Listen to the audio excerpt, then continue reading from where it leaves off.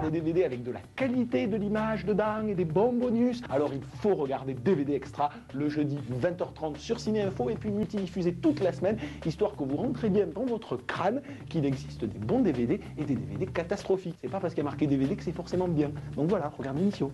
In the name of the Father, the Son, and the Holy Spirit, by the sign of the Holy Cross of our Lord Jesus Christ, who lives and reigns with the Father and the Holy Spirit. Damien! Amen.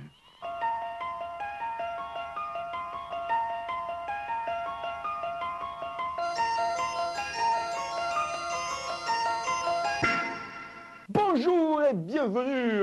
Comment ça va aujourd'hui? Ça va bien? C'est super sympa. Aujourd'hui, une petite fougasse de DVD.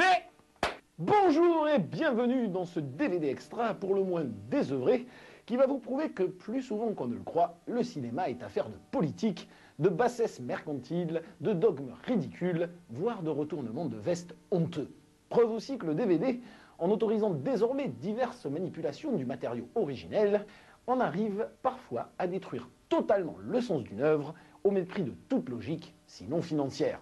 Au programme donc, la sortie du lamentable Director's Cut d'une des œuvres les plus terrifiantes jamais réalisées.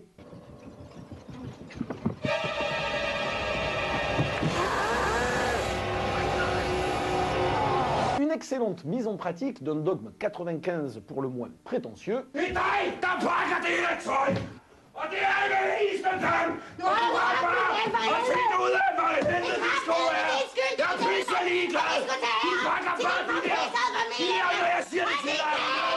Et enfin un superbe, que dis-je, magnifique nanar en provenance du moule calibré de Joel Silver.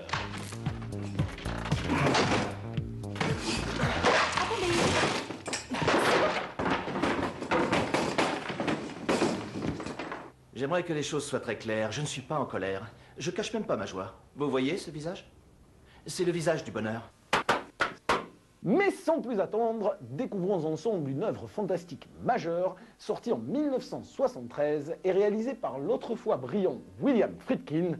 Je parle, bien sûr, de L'Exorciste, avec Ellen Burstyn, Max von Sydow, Jason Miller et l'inénarrable Linda Blair. Une œuvre ô combien politique, en ces temps troublés où le Vietnam et le Watergate mettaient en branle les idéaux américains, mais qui ressort, hélas, dans un Director's Cut complètement foireux.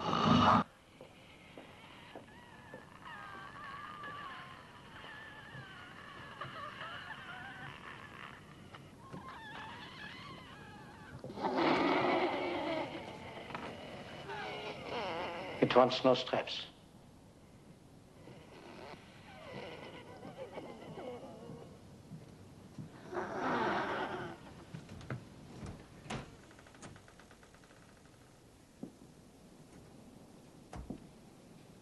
Hello, Reagan. I'm a friend of your mother's. I'd like to help you. You want to loosen the straps, huh?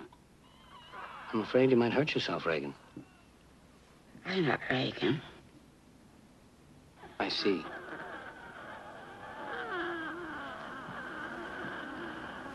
Well, then, let's introduce ourselves. I'm Damien Karras. And I'm the devil. Now kindly undo these straps. If you're the devil, why not make the straps disappear? That's much too vulgar a display of power, Karras. Where's Reagan? In here with us. Show me Reagan and I'll loosen one of the straps. Can you help an old altar boy, Father? Your mother's in here with us, Karras.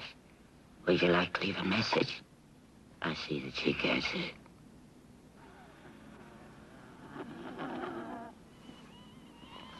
If that's true,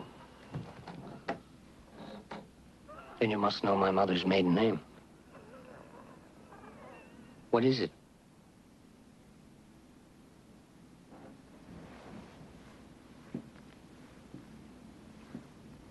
What is it?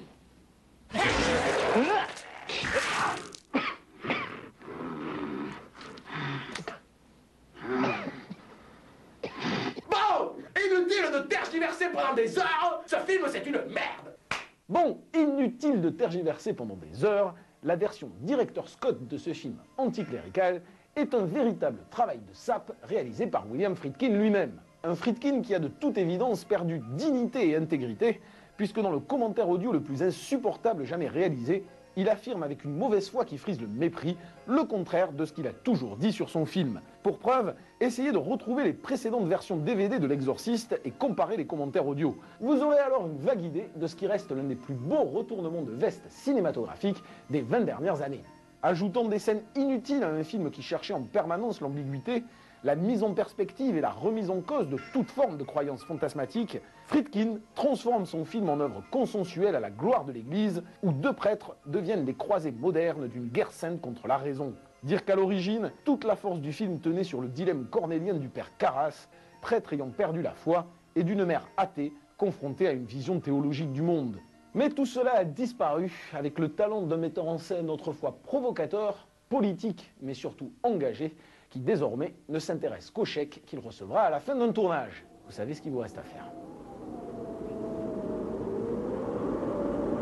Heureusement, notre second DVD de la semaine élève un petit peu le niveau, puisqu'il s'agit du particulièrement glauque, mais néanmoins brillant, Festen de Thomas Vinterberg, ou Thomas Vinterberg, comme vous voulez. Une œuvre réalisée en respectant les règles dictées par le Dogme 95, un collectif de cinéastes danois créé par le réalisateur de Breaking the Waves, Lars von Trier, et qui refuse une certaine tendance du cinéma contemporain, privilégiant l'artifice à la prétendue vérité du monde, dont le cinéma, en tant que 7e art, se doit d'être le témoin.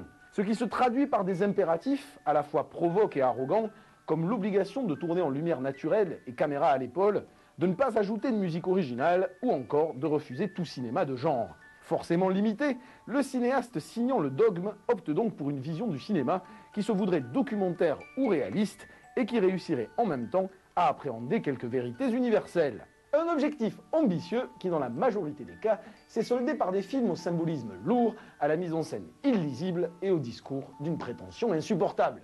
Festen reste quant à lui le seul objet dogme à sortir du lot, mettant en scène avec un pouvoir de suggestion incroyable le déchirement d'une famille danoise réunie pour les 60 ans de son patriarche. Peut-être même que sa réussite vient justement du fait que Vinterberg, à de nombreuses reprises, s'est quelque peu éloigné des règles dogmatiques édictées par ses pairs. Men allerførst vil jeg gerne holde en lille tale. Jeg har skrevet 2 taler. En er grøn og en er gul, og du kan selv vælge, hvad for en det skal være. Den ene er grøn, den anden er gul. Jeg vælger den grønne. Den grønne er et interessant valg, må man sige. Det er en slags sandhedstale. Og jeg har valgt at kalde den, når far skulle i bad. Se, jeg var ganske lille, da jeg flyttede her til godset, og jeg tør roligt sige, at det var en helt ny tid, der mødte os dengang. Vi havde al den plads, vi kunne ønske os, og al den ballade, vi kunne lave på al den plads. Dengang var der restaurant her, hvor vi sidder og spiser, og jeg kan ikke huske, hvor mange gange min søster Linda, som nu er død, og jeg, vi legede herinde, og jeg kan huske, for mange gange, hun puttede noget i maden, uden at gæsterne så det. Og så sad her i vores skjul, så begyndte Linda altid at grine, og hun havde jo det mest smittende og mest hjertelige grin, man kunne forestille sig. Og der gik jo gerne en 2 sekunder, så sad det begge to og skraldgrinede, og blev selvfølgelig opdaget. Det er klart. Men der skete jo aldrig noget, nej. Det, der viste sig at skulle være meget farligere, det var, når far skulle i bad. Jeg ved ikke, om I kan huske, at far skulle altid i bad. Når han skulle det, så tog han Linda og jeg ind på hans kontor først, sjovt nok. Der var lige noget, han skulle ordne først. Og så låste han døren og trak persiennerne ned og tjente noget lys, fint skulle det være. Og så tog han skjorten af og sine bukser, og det skulle vi så også gøre. Og så lagde han os på den grønne briks, som nu er smidt ud, og voldtog os, udnyttede os, seksuelt havde sex med sin kære små. Ja. Her for et par måneder siden, da min søster døde, gik det op for mig, at Helge var en meget renlig mand, så tit som han gik i bad. Alors, je vous ai concocté un ingrédient de Steven Seagal, du jus de pomme. Pour finir, comment aurais-je pu occulter la sortie en DVD d'un des plus magnifiques nanars de l'année, avec le monolithique mais très drôle Steven Seagal, ainsi que la majorité de l'équipe responsable de Romeo Must Die avec Jet Li. Je parle bien sûr de Exit Wounds, alias Hors Limite, de Andrei Bartkowiak avec DMX, Isaiah Washington et Michael J. White. Film bien évidemment produit par le nabab Joel Silver, responsable entre autres des Armes Fatales, des Predator et des Matrix, qui vient de trouver la nouvelle formule magique du cinéma d'action. Prenez un cadre urbain propice à toutes les destructions, associez une star très physique, Jet Li ou Steven Seagal, à des stars musicales, Alia ou DMX, plombez le film par une musique R&B rap de supermarché, rajoutez un petit peu de kung-fu parce que c'est à la mode, mélangez le tout en vous assurant qu'il y aura au moins 50 cadavres dans le film, et vous aurez une vague idée de ce à quoi ressemble Hors Limite, un polar à l'idiotie intergalactique, si caricatural et bourrin qu'il en devient au fond hilarant. À se procurer impérativement si l'on veut passer une soirée très space entre potes, d'autant que pour se la jouer second degré, le DVD contient, outre le clip musical de DMX, un petit making-of et des coulisses du tournage à la gloire d'Anthony Edwards, comique assez délirant que Joel Silver essaie d'imposer au cinéma et qui se fout du film avec un cynisme particulièrement contagieux. You ain't never been beat till you've been butt naked and had your ass beat with a pair of cold steel chains. It's freaky. Un DVD pour tous ceux qui viennent donc de sortir lobotomisés du service militaire.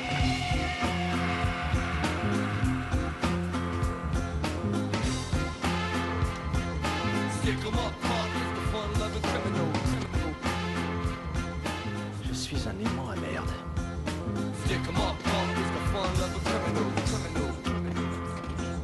Hé Junior, t'as un problème? Il faut être plus rapide que ça. C'est un expert qui te parle. J'ouvre ça en un clin d'œil, moi. Vas-y, fais voir ça. Regarde. Simple comme bonjour. Un magicien, toi? Si tu veux, je peux te sortir un lapin des fesses. Hey Boyd! Attendez, on se fout de Linda. Les mecs vous adorent. Il faut que vous reveniez. Ils sont tous en train de péter les chaises. T'es qui, toi? Henry Wayne. Télé par câble. C'est des amis à vous? Oui, c'est des potes. Écoutez, repartez au stage. Ah, si je reviens sans vous, sans blague, ils vont me tuer. Si vous restez ici, ils vont vous tuer aussi. Alors repartez au stage. Putain, fais pas le con! Oh, merde! Eh, non, arrêtez! Et je ne connais même pas ce connard! Monsieur, laissez tomber le stage. On a des problèmes, nous, des vrais problèmes, hein? Ok? Au fait, je fais une émission sur les jumeaux violents. Et si ça vous intéresse de venir... arrête de me les broter. Quoi, vous êtes pas jumeaux? Francky, tu lui prends ses clés. Tes clés, mon pote.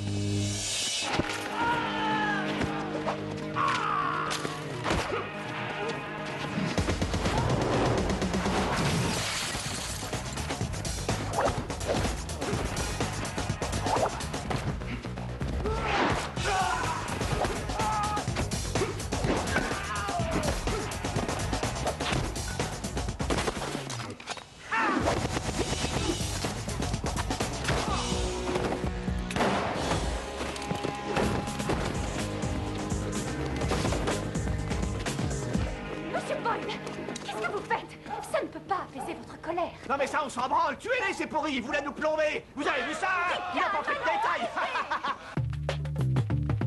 Un petit jus de pomme pour me redonner de l'énergie. Hop.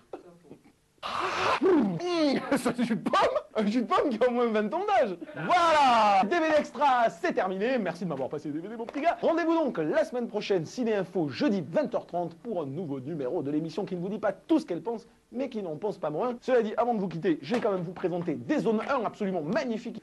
Monty Python Sacré Graal dans une version collector ultime top cool avec plein de bonus. Et surtout, le top du top, quoi. Le Director's Cut de Star Trek, le premier film, avec Spock, Kirk, Dr. McCoy, Scotty. Un truc absolument fantastique avec plein de scènes coupées et tout, c'est génial. Sur ce, je vous laisse avec notre ami Anthony Edwards, qui a tendance à s'énerver pour un rien. Now, I'm about to go home and get my beauty rest, which is gonna be about 6 hours, so I can get up again and do it all over, just for y'all. And I hope you appreciate it.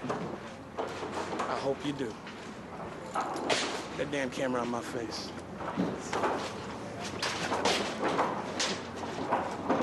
That's it. Damn it, I said that's it.